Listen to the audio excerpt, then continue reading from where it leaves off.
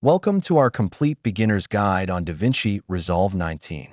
In this video, we'll explore the powerful features this software has to offer. Before we dive in, let's set up DaVinci Resolve. Download and install it from the official website and follow these initial configuration steps. Now that we're set up, let's familiarize ourselves with the interface. The main components include the media pool, timeline, and editing tools. To start editing, we need to import our media. Here's how to easily get your clips into the project.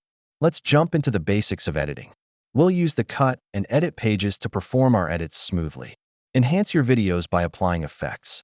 We'll cover transitions, titles, and visual effects to make your project stand out. Color grading gives your videos a professional look. Here's how to adjust colors and create stunning visuals. Let's not forget audio.